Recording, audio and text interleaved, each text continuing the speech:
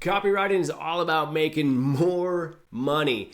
The better copy you write, the more your clients make. The more your clients make, the more you make. Everyone makes more money. Everyone's happy. So here are 3 copywriting tips to make more sales. Let's go ahead and dive in. The first one, make your copy easy on the eyes. So what I mean by make it easy on the eyes is we want lots of white space. It doesn't matter if you're writing an email. It doesn't matter if you're writing a sales letter. You want it easy to read. So when somebody looks at it, it looks pleasant. It looks inviting. It's like, hey, I want to read that. That's cool.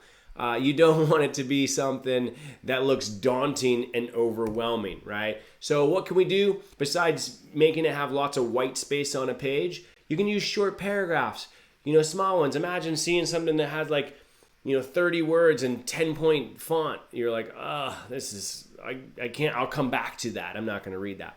But something that's short, paragraphs, that's awesome, right? I mean, you could even use one-word paragraphs. You can use one-sentence paragraphs. You can make things short and sweet and easy to read. It's very inviting.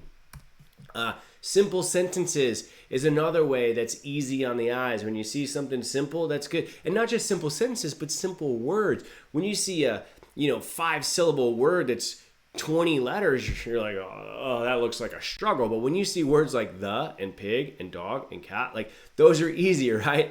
Now, I'm dumbing it down a little bit right now, but you get my idea, right? Lots of white space, short paragraphs, simple sentences, simple words. And just because words are simple doesn't mean they don't pack an emotional punch, all right? I'm not talking that way, but I'm saying simple, easy to read. The average adult reads between a 6th and 8th grade level. So if you start writing with big, complex words and paragraphs, you're going to lose, most of your audience because the average American adult reads between a 6th and 8th grade level. So keep it simple, keep it easy, make it look inviting. Because here's the truth. If it looks overwhelming, your prospects will not read it. Straight up. Doesn't matter how important it is. And if nobody reads it, nobody's going to buy it, and you remain broke. And that's a bummer. We don't want that. Number 2. So what's another tip to make more sales is one person. My tip of one person. What do I mean by one person? When you sit down to write, I want you to picture one person in your head. That's it. If you're writing, you could picture whoever you want, but I want you to picture one person, preferably a person who's going to benefit from the thing that you're selling. When you sit down and picture that person, it will be easier to write to them. So a lot of times, I will do the research and then I will get a picture of who I'm writing to in my head. And maybe I got it from a forum or a blog post or something like that. But the typical person that would be buying the thing that I'm selling, and I'll visualize writing to that person. I would visualize us sitting at a coffee shop and I'm just talking to them, but I'm talking them through words on my computer. And I'm just typing to this person like a personal letter to this individual who needs my help. They need the product or service I'm selling because they're struggling, they're in pain, they're having issues, and I have the one thing that can help them. So I'm just going to have a conversation with them and let them know how cool it is and how much better their life will be. So when you go to write, picture one person and only one person. Now, with that, if you're only picturing one person, I want you to write to only one person.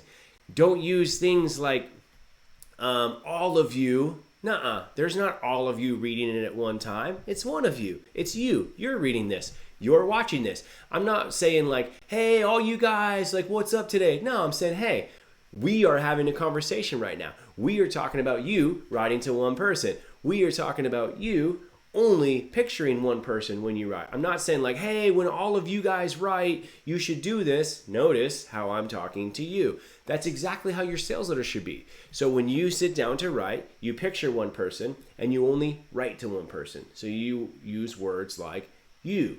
You'll enjoy this. Not everyone will enjoy this product. Nuh-uh. You will enjoy it. You're reading it and only one person can read your letter at a time. There might be lots of people who are reading your letter at the same time, but there's only one person reading one letter at one time. So if you're going to do that, write to one person and visualize one person. So that's my rule of one. Now, on to tip number 3, and this is Borrow from brilliant people. Borrow it. We love brilliance. I mean, I've stood on the shoulders of giants most of my copywriting. You know what? Let me just be honest. I've stood on the shoulders of giants my entire copywriting career. I've pretty much stood on the shoulders of giants my entire career because there are so many smart people out there. Why not take advantage of it? I don't want to have to be the person who reinvents the wheel all the time. That's really freaking hard. It's way easier to just help each other, like borrow stuff from people. Here's what I mean by that. Copywriting has formulas. It has formulas and techniques and methods and all of this stuff. So use swipe files. People have been selling things since the 1900s using the written word. People like Robert Collier, who were off doing direct mail stuff in 1915 and 1920 and that kind of stuff, right? They have mastered this stuff. They paved the way for people like us. Why not utilize them? So use a swipe file.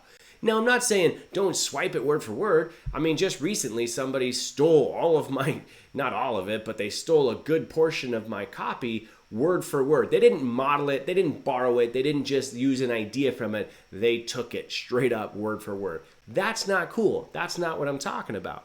What I'm talking about is modeling.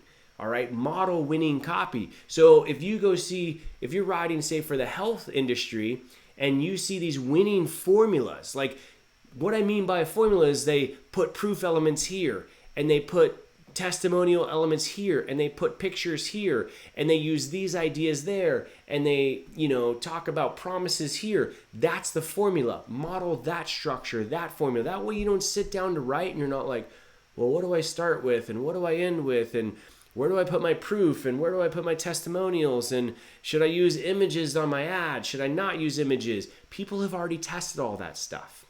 Don't use the same images, don't use the same words, don't use the same copy, but you can use the same formulas. So borrow from brilliant people. Even ideas, some of the ideas they use are brilliant. You can model some of those ideas. Again, don't steal the idea. I'm just saying model off the idea, borrow them, all right? So borrow from brilliant people and use formulas. Formulas are awesome. So we do have a bonus tip because bonus tips are awesome. I gave you the 3 tips, but now we're on to the bonus. And this is to make your copy congruent. Now, congruent copy is brilliant. I think the old style of copywriting is dying. It's not going to work out anymore because the old style of copywriting was simple. You had a big company that said, hey, we need a TV advertisement. So they would hire a copywriter and they would go write a TV ad. And then there was another company that needed a direct mail piece. So they'd hire a copywriter and they were like, hey, we need a direct mail piece. But now it's different. Companies have choices, massive amounts of choices. They can run Facebook ads, Twitter ads, Instagram ads, podcast ads, blog post ads, space ads, GDN ads. They can use email. They can use retargeting stuff. They can use sales letters. They can use video sales letters. They can use webinars. They can use all of these things. And a lot of companies use a variety of them. And now what happens a lot of the times is a client will hire a copywriter to write a sales letter. They'll do the sales letter, and then the sales letter goes to the marketing team, and the marketing team goes and runs Facebook ads, and there's some incongruency between the Facebook ad and the sales letter. Because they probably went Facebook ad to a landing page, to a sales letter, to an email, and then email back to the sales letter, right? So you have this big, long thing. And if there's incongruencies, oftentimes your sales letter won't convert.